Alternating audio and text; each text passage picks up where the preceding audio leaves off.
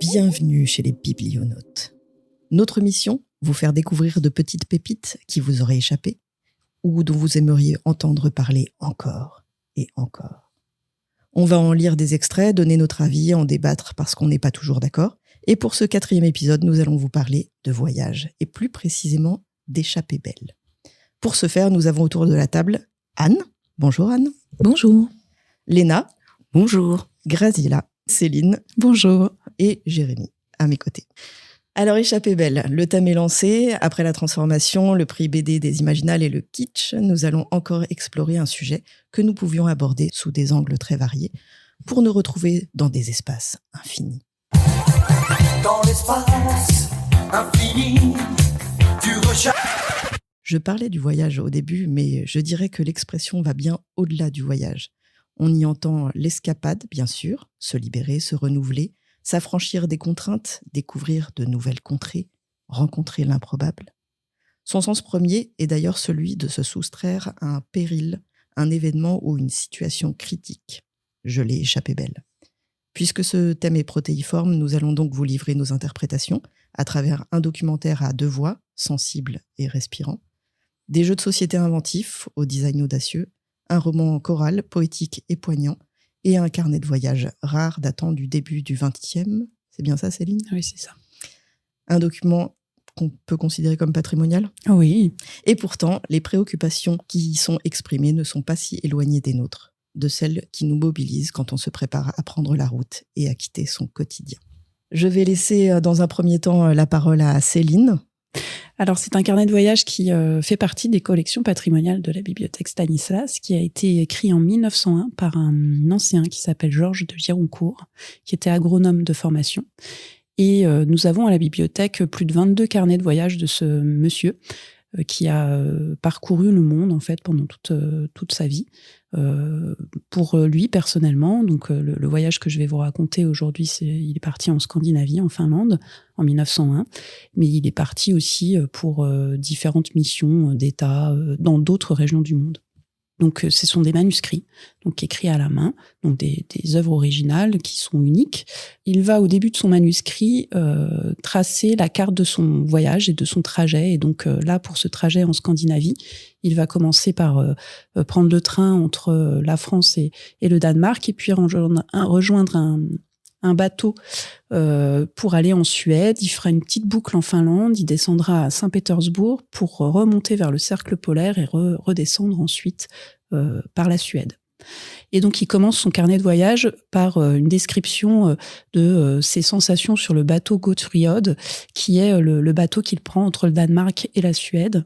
Et je vais vous lire un petit extrait. L'enchantement d'une mer lisse tout d'un bleu lumineux. Le superbe bateau blanc et or qui glisse sans un mouvement visible, sans le moindre bercement même. Un rêve, séjourner dans les chaises longues d'osier sous la brise légère car nous avons le vent derrière. N'était la nécessité des repas ou du sommeil, on ne quitterait ce pont où la température est exquise, où le confortable de ces bateaux du Nord prête singulièrement à la nonchalance. Et l'on voit passer au long les bandes plates bleu-vert de la côte suédoise que grisera bientôt le soleil couchant. Car malgré l'heure avancée, il brille encore ce soleil à l'éclat des jablons.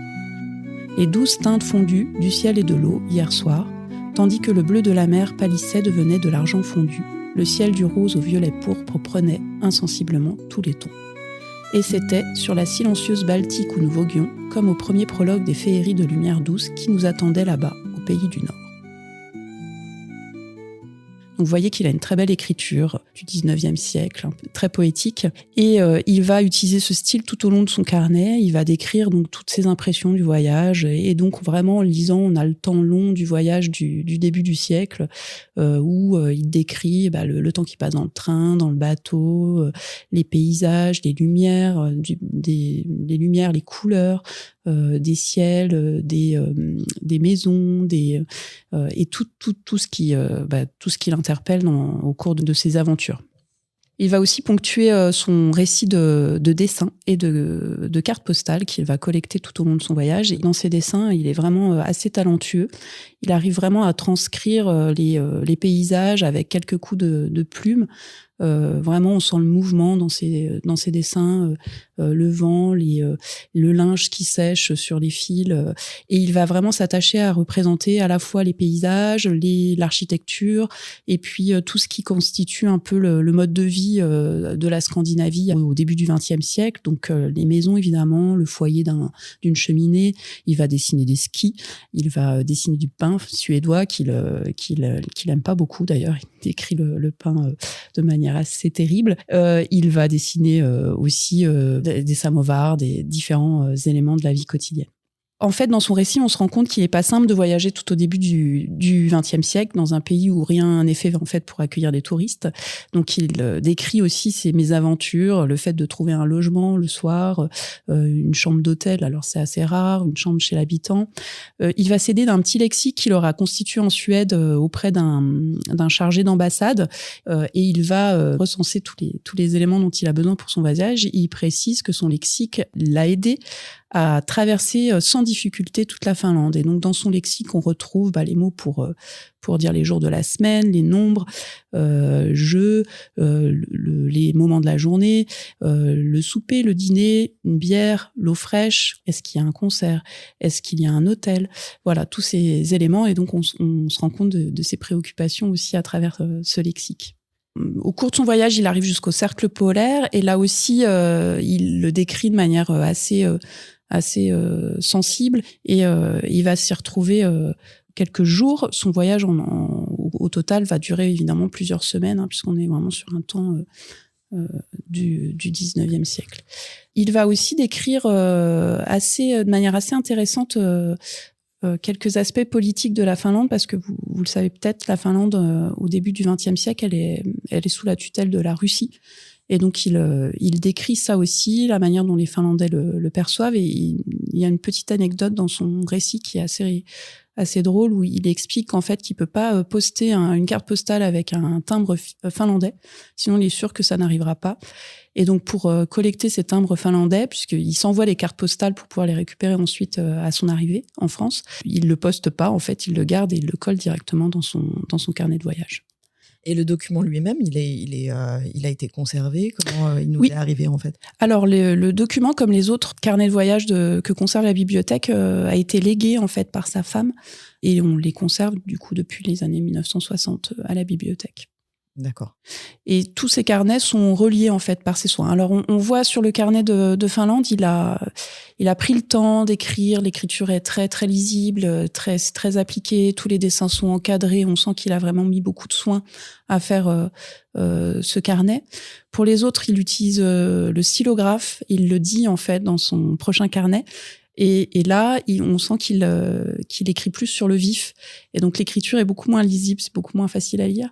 Et les dessins sont beaucoup plus vite, encore plus vite dressés, vraiment quelques coups de crayon. Et on voit, ce qui est super intéressant par rapport à ces 22 carnets, c'est qu'on voit vraiment l'évolution entre 1901 et 1900, je crois que c'est 60, autour de 60 le dernier. L'évolution de son trait, de son dessin, l'utilisation de la couleur, des crayons de couleur, le stylo bille, qui fait aussi son apparition progressivement dans ses carnets. Et puis les centres d'intérêt aussi qui évoluent, qui bougent, puisque Georges de Gironcourt va aussi s'intéresser beaucoup à la musique lors de ses voyages. Il y a 2 partitions dans le voyage en Finlande, mais dans les suivants, il y a beaucoup plus de retranscriptions, de mélodies, de chants traditionnels qu'il va intégrer dans ses documents. Quelqu'un voulait réagir ? Moi, j'ai juste une question. Est-ce qu'ils ont été édités, les carnets de voyage ? Non. Alors, on ne sait pas si, en fait, l'objectif pour lui était de les éditer. Quand il voyageait pour le compte de l'État, en fait, il était missionné. Et donc, il éditait des articles au sujet de ses missions. Et ces carnets venaient en plus. Et donc, ces carnets, c'est vraiment pas... Il parle pas tellement de ses missions dans ces carnets, il parle vraiment de ses impressions de voyage. Et pour le carnet de la Finlande, en fait, c'est intéressant parce que sur la première page, c'est indiqué qu'il n'a pas été corrigé. Donc peut-être qu'il y avait une petite envie quand même à un moment donné de l'éditer, mais finalement ça n'est pas arrivé. Merci beaucoup. Merci. Alors Graziella, on va te laisser la parole. Oui. Alors Alors, moi, je vais vous présenter un roman qui est sorti en 2011, écrit par Julie Otsuka, et qui s'intitule « Certaines n'avaient jamais vu la mer ». Donc, tout en poésie, tout en puissance, cette jeune femme nous propose de participer à un voyage de jeunes filles, et ça rentre en plein dans le thème « Échappées belles ». Ce sont des belles qui s'échappent finalement du Japon pour rejoindre des maris aux États-Unis. Donc, elles sont gorgées d'espoir et on vit avec elles tout ce trajet invraisemblable en bateau où il se passe déjà énormément de choses. Certaines tombent amoureuses de rencontres complètement hasardeuses. Et vraiment, on les suit et on comprend toute cette énergie qu'elles ont en elles, puisqu'elles vont rencontrer des hommes superbes, jeunes, et une promesse d'une vie incroyable aux États-Unis. Donc, elles vont vraiment s'échapper de la misère, s'échapper de la pauvreté, s'échapper d'un futur qui était vraiment très, très sombre. Et donc, on est avec elles et on est persuadé comme elles que tout va se passer formidablement bien. Et puis, elles arrivent aux États-Unis et elles retrouvent leur mari, qui n'ont rien à voir avec les photos que leur présentaient les marieuses. Et donc, elles se retrouvent avec des hommes vieux, des hommes laids, et qui ne pensent qu'à une chose, c'est de les utiliser comme main-d'œuvre dans les champs aux États-Unis. Et là, ça va être la chute terrible. Elles ne se sont pas échappées, bien au contraire, elles se sont emprisonnées dans une vie incroyable et on continue de les suivre et elles y croient encore. Et leur vie s'écoule. Elles ont espoir même avec leurs enfants, elles ont espoir d'une amélioration, mais hélas, on est au début du siècle et arrive la guerre américano-japonaise. Ce sont vraiment des paroles de femmes qui, du début à la fin, resteront droites malgré tout ce qui peut leur arriver. Et je trouve que c'est sûr que ça ne parle pas de superbes voyages avec de beaux croquis, de beaux dessins, mais je veux dire, là, on plonge dans la vraie vie où on est persuadé que tout ne peut que s'arranger et ce n'est pas le cas et pourtant on y croit encore. Voilà. Ouais. Alors moi, ce que j'ai beaucoup aimé dans ce roman, c'est l'écriture par paragraphe qui d'abord introduit l'ensemble, c'est-à-dire elle parle d'une seule voix pour toutes, et ensuite par petites touches, comme de la poésie, on va comprendre les individualités. Certaines le vivent finalement très bien, et d'autres, c'est une chute complète. Donc finalement, certaines n'y croient plus dès le départ, en fait. Dès qu'elles arrivent, ça se passe très mal, et c'est alors que en fonction de leur du lieu dans lequel elles atterrissent. Bon, après, voilà, il y a rien d'idéal Non, il y a rien d'idéal dans ce qu'elles vivent, mais effectivement, c'est vraiment une belle écriture. J'ai eu des petites difficultés à me faire à l'écriture au début parce que justement, à chaque paragraphe, on te remet à distance. Moi, j'ai eu cette impression-là. Je ne sais pas si vous la partagez ou qui l'a lu autour de cette table. Ouais, alors c'est drôle parce que moi, j'ai eu l'effet inverse. Comme elle utilise beaucoup le « nous », en fait, je trouve que ça met pas à distance. Au contraire, ça m'a englobé dans le propos. Ouais. Et cette énumération, ce nous qu'elle utilise en permanence pour expliquer ce qui arrive à l'une à l'autre, en fait, qui est un tout. J'ai trouvé qu'au contraire, ça mettait pas à distance et que ça permettait d'être intégré finalement au récit. Mais c'est vrai qu'elle a une très très belle écriture, c'est vraiment super. Puis ça se lit très très. Enfin, moi j'ai trouvé que ça se lisait très très bien. Oui, c'est indiscutable. Son écriture est très belle. La mise à distance, pour y revenir un petit peu, c'est que parfois on te raconte des histoires de vie vraiment personnelles. et tu as envie d'en savoir plus. Moi, j'ai oui. eu envie de poser des questions. J'ai Oui. envie, mais cette personne-là, qui est-elle? Oui, oui. Nomme-la moi. Dis-moi ce qu'elle va devenir après. Pourquoi on m'en parle plus? On reste un peu sur sa fin, sur certains destins. Ouais. Mais peut-être parce que j'ai l'habitude d'une écriture plus conventionnelle, moins poétique, justement. Hein, beaucoup de poésie, effectivement. On peut pas parler d'échappée belle, hein, mais c'est ce qu'elles espéraient en tout cas. Oui. Merci beaucoup, Graziella.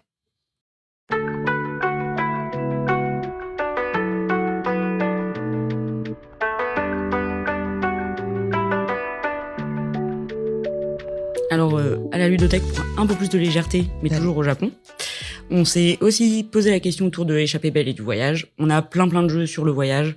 On peut parler des Aventuriers du Rail, qui est une série de jeux où on fait des voies de chemin de fer dans plein de pays, plein de continents différents. Mais on voulait quelque chose d'un peu plus original et qui peut correspondre de différentes manières au thème.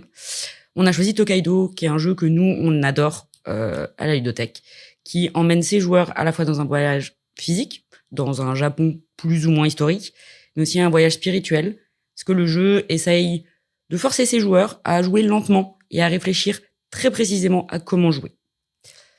Le jeu s'inspire d'une route légendaire qui s'appelle Tokaido, qui s'appelle la route de la mer de l'Est, qui relie les villes de Kyoto et de Edo, qui traverse presque complètement le Japon. Il a été créé en 2012 par Antoine Boza, très connu dans le monde du jeu, puisque c'est lui qui a créé les Seven Wonders. Et les illustrations sont faites par Nayad, un illustrateur qui est connu aussi, puisqu'il a travaillé pour les dessins de Similo. De manière très très pratique, une partie de jeu dure 45 minutes. Ça peut se jouer de 2 à 5 joueurs, avec des variantes en fonction du nombre de joueurs. Et les enfants peuvent y jouer à partir de 8 ans, même un peu avant, si ils sont un peu à l'aise avec les jeux de plateau. Le but du jeu, c'est de gagner, tout simplement. C'est souvent comme ça. Il faut gagner le plus de points possible et battre ses adversaires. C'est pas un jeu coopératif, donc il faut prendre son temps et méditer, mais pas trop quand même. Les illustrations sont dans la même idée, c'est très minimaliste. Le plateau est très épuré, il y a beaucoup de blanc, les couleurs sont très douces, très pastel. C'est juste la route qui traverse le plateau dans sa longueur avec quelques petites étapes. Mais vraiment, le jeu est très très beau à l'œil, c'est très agréable d'y jouer, rien que pour admirer les dessins sur le plateau, sur les cartes et tout ça. Donc, comment est-ce qu'on joue? C'est toujours un peu compliqué d'expliquer comment on joue à un jeu sans le voir et sans y jouer. Mais on va essayer. Comme j'ai dit, il faut avoir des points pour gagner. Pour avoir des points, il faut traverser la route, partir d'une ville et aller à l'autre. Et sur la route, s'arrêter à différentes étapes. À chaque étape, on va récupérer des cartes. Sur les cartes, il y a des points. Et ainsi de suite. On accumule les points, on gagne. Les étapes, ça va être, encore une fois, quelque chose de très traditionnel. Soit s'arrêter dans un restaurant pour manger des sushis, des ramen, tout ça. Aller dans une boutique pour acheter des accessoires, des vêtements. Parler à des locaux, etc., etc. Donc c'est plutôt agréable et ça nous laisse le choix d'aller chercher des points un peu à droite à gauche.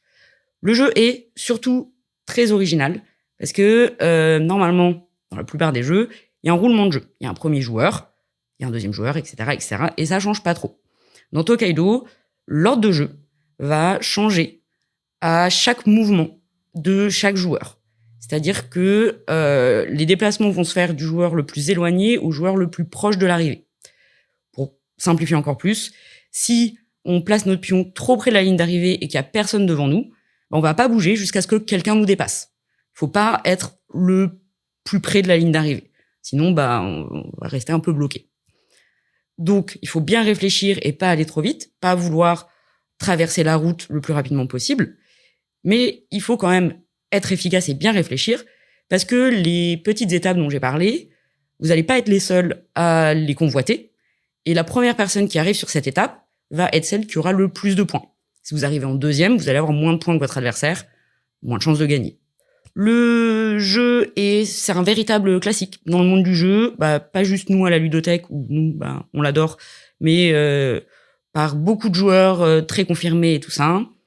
C'est devenu un tel classique que c'est une marque déposée maintenant, Tokaido, avec plein de variantes. Il y a Tokaido Deluxe, il y a Tokaido Duo, mais il y a aussi des jeux dans le même univers, mais avec un nom différent et avec des règles complètement différentes. Le jeu existe aussi en application payante sur téléphone si vous voulez jouer mais que vous pouvez pas vous trimballer la boîte qui est quand même assez imposante. Et gratuitement, il est disponible sur Board Game Arena, qui est une application où on peut jouer gratuitement à plein de jeux de maisons d'édition différentes. Et en dernier point, c'est d'actualité. La maison d'édition Funforge, qui est celle qui a publié Tokaido en 2012, a des petits problèmes financiers en ce moment. Elle a donc vendu la marque déposée de Tokaido, qui a été rachetée par Stone Meyer, une autre maison d'édition. Et Stone Meyer prévoit déjà des nouvelles éditions de jeux, des nouvelles variantes, plein de nouveautés pour tous les fans du jeu. Donc, les fans de Tokaido, l'avenir nous sourit. Voilà. Merci beaucoup. Comment ça se passe au niveau des éditions de jeux, justement? Est-ce que quand un jeu est en construction, en prévision, les éditeurs choisissent des illustrateurs? Jérémy pourra me dire si je me trompe. Ouais. Mais je pense que souvent, c'est des gens qui connaissent déjà. Souvent, les illustrateurs et les auteurs sont un peu indépendants. Et au fur et à mesure qu'ils publient des jeux par eux-mêmes sur des Kickstarter et tout ça, commence à être connu, ça va être des illustrateurs et des auteurs de jeux qui vont créer leur propre jeu sur un site qui s'appelle Kickstarter. Ils vont demander aux gens s'ils veulent recevoir une première édition du jeu. Ils peuvent leur donner de l'argent pour les aider à faire le jeu, à faire une première édition. D'accord. Comme ça, ils se font connaître un peu plus. Et après, je pense que c'est les maisons d'édition qui viennent les chercher. On va demander à Jérémy, il saura mieux que moi. Effectivement, et c'est souvent, par contre, un modèle qui, avec le temps, en fait, a changé. Aujourd'hui, même les gros éditeurs vont sur Kickstarter. Et comme ça, en fait, ça leur apporte de l'argent tout de suite. Et malheureusement, le petit auteur qui veut sortir son petit jeu va devoir passer par un éditeur parce que sinon, il aura très, très peu de visibilité. Après, les éditeurs, ils ont leur ligne directrice. Et parfois, si jamais, par exemple, tu viens avec un jeu sur le voyage, mais qu'en fait, tu as envie qu'on aille de chez toi à ton école, peut-être que l'éditeur, il va te dire, ton jeu, il est bien, ta mécanique, elle est superbe. Par contre, on va plutôt aller en Asie. Ça va plus se vendre. Ça va peut-être plus parler. Donc, les thématiques sont souvent réservées aux éditeurs. Sauf certains auteurs qui ont vraiment très, très envie de parler d'un thème très fort, mais en général, ça revient quand même aux éditeurs de choisir un peu le thème et d'orienter plus ou moins le jeu. Voilà. Merci.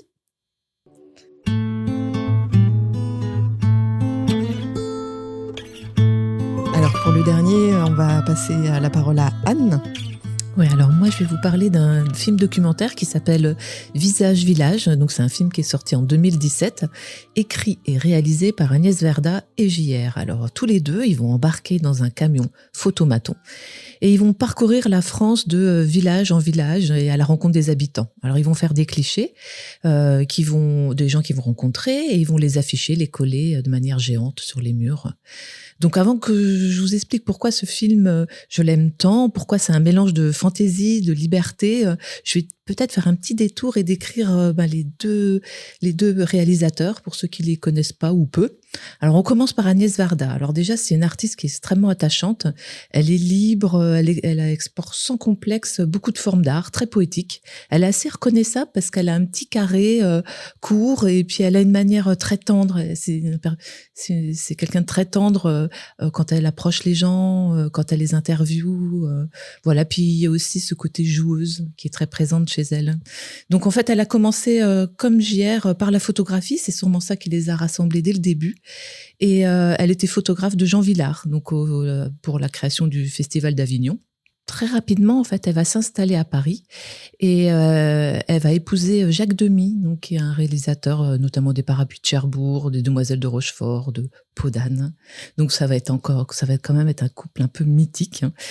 Et sans formation, elle va monter une coopérative, de production de cinéma qui s'appelle Ciné Tamaris, pour produire son premier long métrage. Et on va dire que c'est un peu les prémices de la nouvelle vague. 5 ans avant la nouvelle vague, elle va réaliser un film qui s'appelle La Pointe Courte, et ça lui vaudra en fait le surnom de la grand-mère de la nouvelle vague.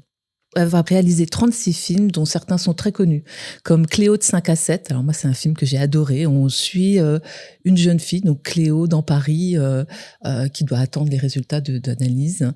Il y a Sans toi ni loi avec Sandrine Bonner, Bon, évidemment, Jacques de Nantes, où elle raconte l'enfance de son mari, Jacques Demy. Donc, avec Jacques Demy, elle va avoir une fille, notamment Rosalie, et c'est cette fille, Rosalie, qui va la mettre en lien avec JR, et c'est ce qui va permettre la création de ce documentaire. Donc, JR, lui, pour les gens qui le connaissent pas, c'est un photographe, il est très connu parce qu'il expose dans le monde entier, dans l'espace public. Il utilise la technique du collage photographique. Donc, il prend en photo et il expose de manière géante partout. C'est très spectaculaire. Par exemple, il a fait disparaître la pyramide du Louvre avec des collages en 2016. C'est-à-dire qu'on la voyait plus. Elle était fondue dans l'architecture. Donc, il a été partout au Kenya, de New York à Shanghai. C'est vraiment un globe-trotter. Et il est très reconnaissable parce que il a un petit côté dandy avec un petit chapeau et des lunettes. Donc, alors les deux entre Agnès Varda et JR, c'est vraiment un couple improbable qui va nous emmener de village en village. Donc là, je vous ai présenté les deux réalisateurs. Alors, ce qui est super intéressant dans ce film, c'est qu'il y a plein de niveaux de lecture. Alors déjà, c'est une rencontre entre les deux. C'est taquin, c'est malin. On s'attache vraiment à leur relation parce que c'est plein de tendresse. Les dialogues sont magnifiques entre eux. C'est très poétique. Par exemple, dès le début, il lui dit partir, tu es partante.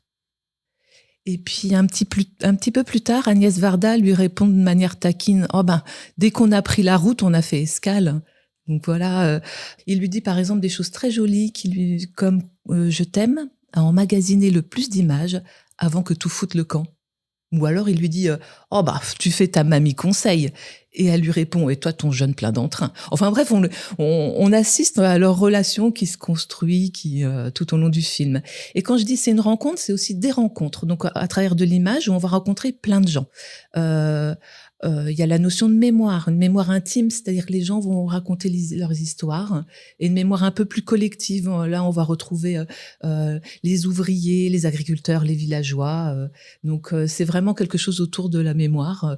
En plus, il les met en grand, il les valorise. Il y a un rapport à l'image qui est très important. On voit les personnages parfois qui sont très fiers d'être en énorme comme ça sur leur mur de leur maison, puis parfois qui ont un peu de gêne. Mais il a une manière de photographier qui fait que tout le monde est beau. Ça magnifie vraiment les gens dans leurs espaces.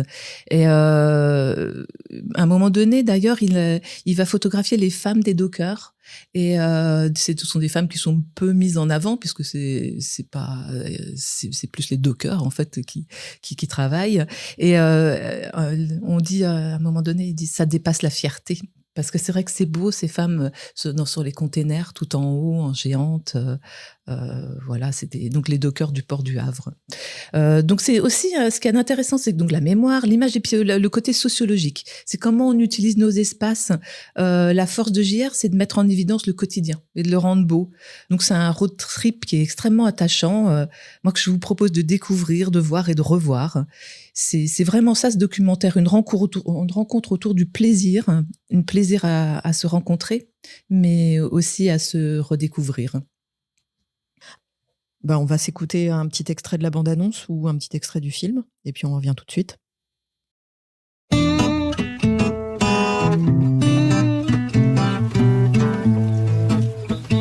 Moi j'ai 33 ans. Et toi je dirais plutôt que tu as 88 printemps. Le truc rigolo, c'est qu'on va faire un film ensemble. Bah ouais, c'est ça le point de départ. Tu sais, c'est avec ce camion que je pars partout dans le monde.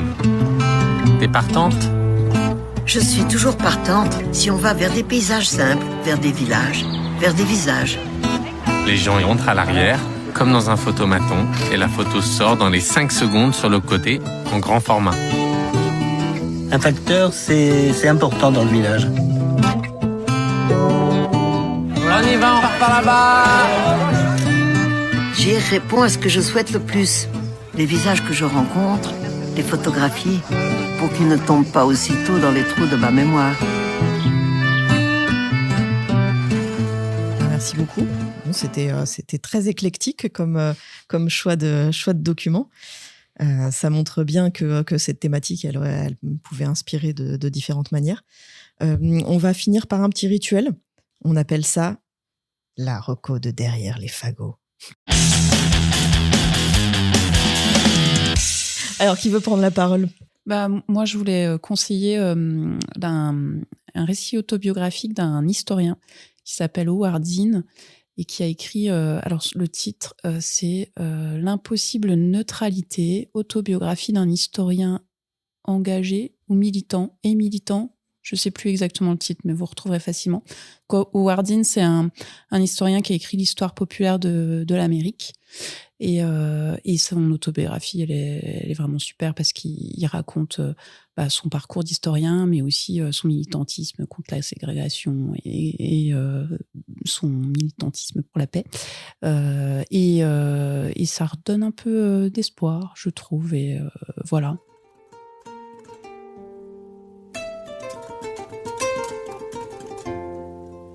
Anne? Ouais, alors moi j'ai un futur coup de cœur parce que je l'ai pas encore écouté parce qu'il n'est pas encore sorti, mais en fait en février sort le dernier album de Piers Faccini, donc il y a un album signé sur le label No Format, donc c'est un anglo-saxon qui habite en France et il va enregistrer un duo avec un grand virtuose de la kora qui s'appelle Balaké Sissoko. What will you do when the storm comes your way? Will you run to the high ground or battle the fray? Over horizons our future will break. After the fall, join me at the wake. Moi, ça n'a rien à voir avec le jeu, mais je me permets quand même. C'est un duo série-livre. Le livre s'appelle Station 11 de Émilie Saint-Jean-Mandel. Il a été adapté en série et la série est mieux que le livre. C'est rare que ça arrive, mais ça arrive.